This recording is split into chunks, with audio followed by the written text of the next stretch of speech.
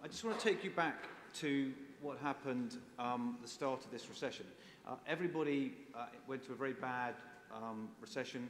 It's a while ago now when we all saw those people coming out of the Lehman's offices.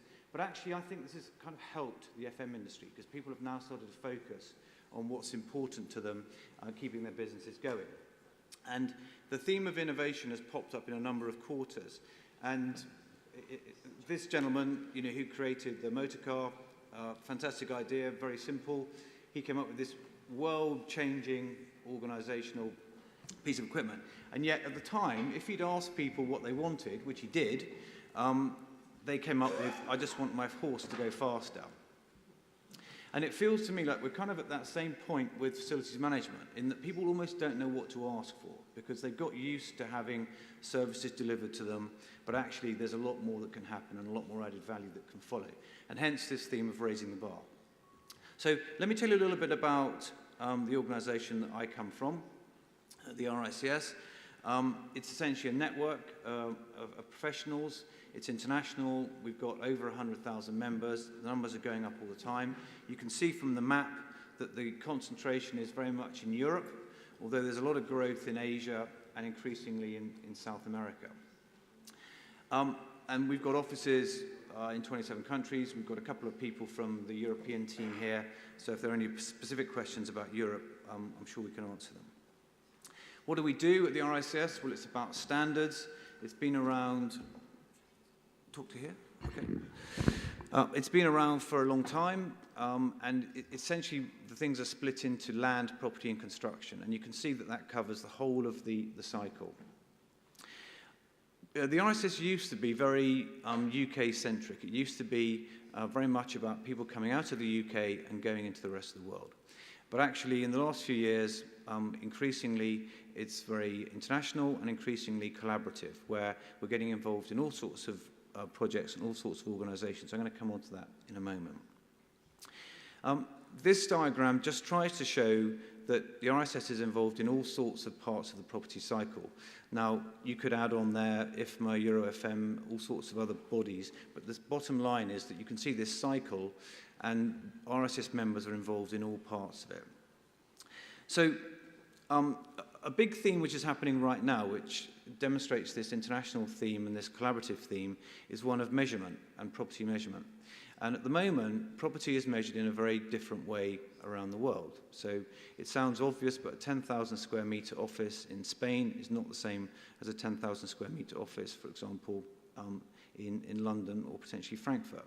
And there's all sorts of stories about this. One very quick one that I was involved with, where you had a London investment banker who was an American trying to buy a property in Milan, and the conversation between the broker and the investment banker was along the lines of, tell me how big the property is, and the broker in Milan said, just tell me how big you want it to be.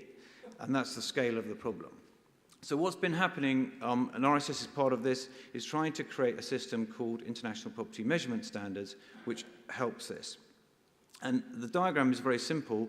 If you think that at the accounting level, there's IFRS, International Financial Reporting Standards, then there's International Valuation Standards, and then there's International Property Measurement Standards, which currently don't exist. And that's what, along with others, we've been working on. Just to demonstrate this collaborative nature, there's currently 41 bodies involved in this, all working to a common aim of trying to create this standard.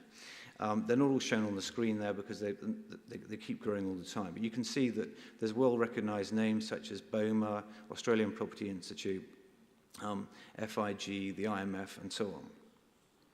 So now turning to what's been happening in the FM arena.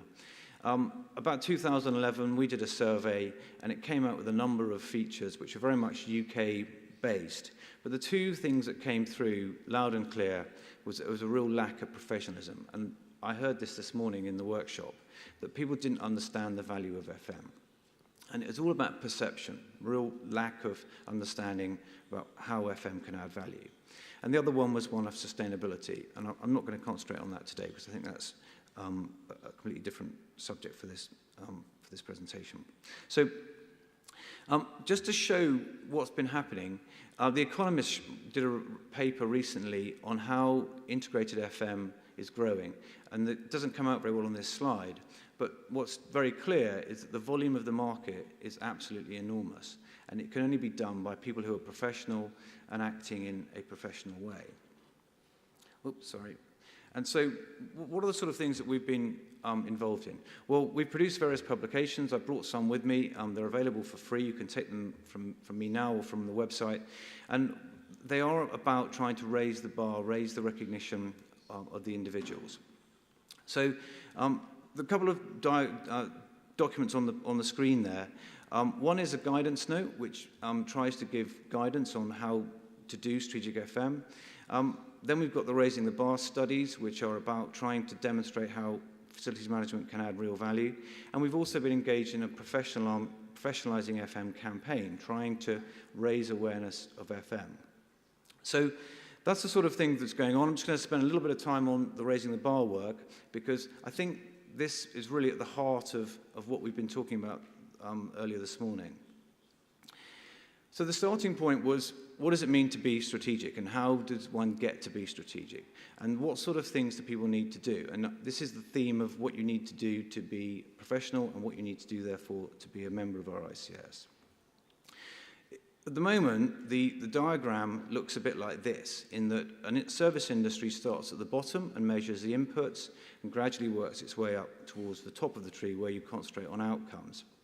Now, it feels like a lot of businesses and a lot of facilities management services are being delivered at the input level. We measure how many hours of effort go into something, or how much money goes into something, how much area is occupied, and so on.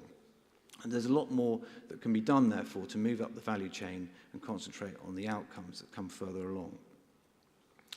So the recommendations out of that 2012 study were very much along the lines of concentrating on rebuilding the FM organization, demonstrating that the FM individual can add value, hence the bottom point there of teaching the business to ask for FM support, and getting people to think and act in a much more strategic way.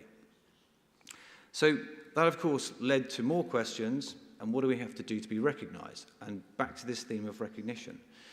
That led to the second study, which was based on roundtables, trying to make it as globally representative as possible. And you can see the 12 locations that took place in the study. And that's then resulted in a publication which, again, is freely available.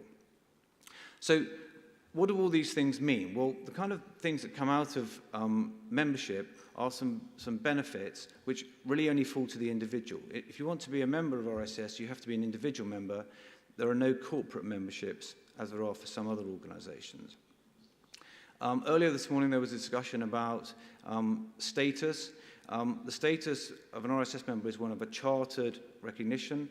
It's a convenient term that covers the need to act in the public good and act in a professional way. And clearly the theme of recognition comes through, and the network which is employed by those 100,000 members. For businesses, what we've seen increasingly is that, particularly in businesses in places like Brazil and Asia, that this allows an opportunity to demonstrate a clear operating standard, something which provides quality, a recognition of quality, and therefore competitive edge. There's also an element of mitigating risk because individuals have to adhere to a code of practice. So very simply expressed, it looks a bit like this. You have a professional approach. Ethics are required so that certain ethical standards are adhered to. There is a regulatory element so that if something goes wrong, clients have got some means of going back, which in turn therefore leads to confidence, client confidence, which hopefully means increased business and increased revenues. So some of the individuals that are currently members, I just pulled out a couple that were readily available. On the left is Bruce Millerson, who's from Interserve, who runs a business, I think it's probably about 150,000 people. And Ruby McGregor-Smith, in the middle of the screen at the top, who's the CEO of Mighty, also a very large service provider. So there's lots of people involved, lots of people at fairly senior levels, and they all tend to occupy that very professional level of activity. So a final theme on how you come into membership. There are really four very simple routes, and they go very much from university education through. So if you look at the top of the screen, the first line is about graduates. So people who come out of university need to have a university degree, a couple of years of experience, and then they go through to an assessment. The second line down is similar, but it tends to be for people who are a bit older, who perhaps have changed career or just haven't got around to thinking about it. And they also have a university degree, 5 years experience, and go through. The third line is just for those who are without a degree, but they've got plenty of experience, so 10 years experience and an assessment. And then the bottom category there of associate, which are people who are on a stepping stone to membership status. And they tend to be with a recognized professional qualification, often from an organization like BIFM, and then 4 years experience and come through to associate route. Obviously, lots of university courses. Just to give an example of the sort of courses and experiences that people have got as they come into membership, I've just listed a few here. They're taken from UK universities in the top part, but they're not all. And you can see that there's a number of MSCs, master's courses in facilities management and various others. And at the bottom of the page, the theme of the associate entries, who can be a number of qualifications. I mentioned the BIFM Part 2 qualification or Level 4, and that comes on through there. So a common theme of people who have demonstrated some experience, demonstrated some knowledge and learning, being recognized, achieving a certain standard, and then following a set of ethics and professional training which allows them to operate at a very high level and be recognized for it. So that's a very quick summary of how the package works, and I think that that will hopefully set the scene. I'm sure that it will tie in with what Tony and Ron have got to offer. And if I go back to my very first point of innovation, it feels like, as I indicated at the beginning, the whole industry is coming to a point of innovation. Innovation's been around for a long time, but now we need to get people recognized for being deliverers and innovators and professional players at the international level.